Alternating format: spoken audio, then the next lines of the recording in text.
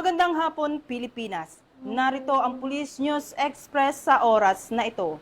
Mahigpit na seguridad ang ipinatupad ng kapulisan sa unang araw ng impeachment trial ni Vice President Sara Duterte, kung saan sinalubong ito ng kilos protesta ng ilang grupo. Samantala, patuloy pa rin ang mahigpit na seguridad sa labas ng Senado upang mapanatili ang kaayusan sa lugar. Pakinggan natin ang report ni Police Chief Master Sergeant Mauricio Ruiz.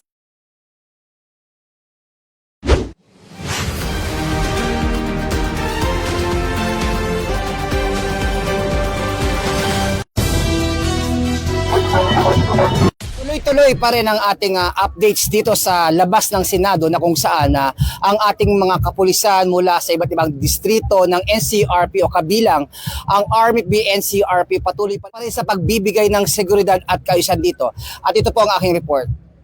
Ano po ang ating buting Force Commander Police Colonel Celso Mansibang Rodriguez ay napagpahinga naman.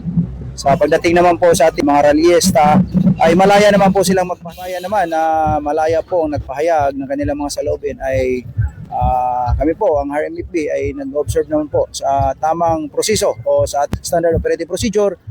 Siyempre ang ating observance po ng human rights.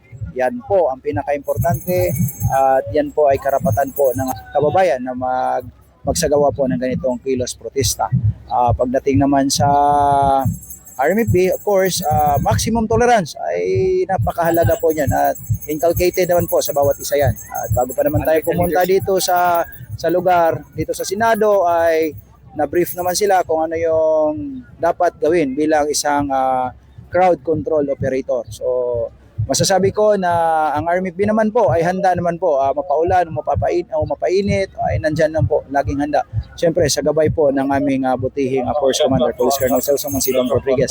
And of course sa ating ama ng NCRPO, Police Major General Anthony Abiliada Abirin.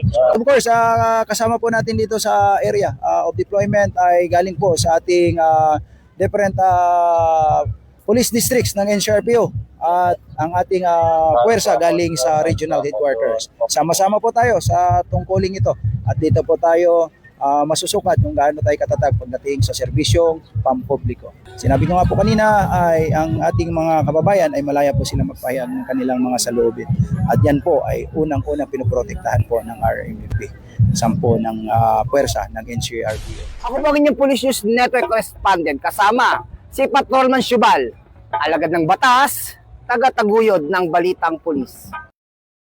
Sa napapanahong balitang pampulisya, laging tumutok sa Police News Network, alagad ng batas, taga-taguyod ng Balitang Pulis. Ako po si Patrolwoman Dara Faloglu. Bagong PNP para sa bagong Pilipinas, serbisyong mabilis, tapat at nararamdaman.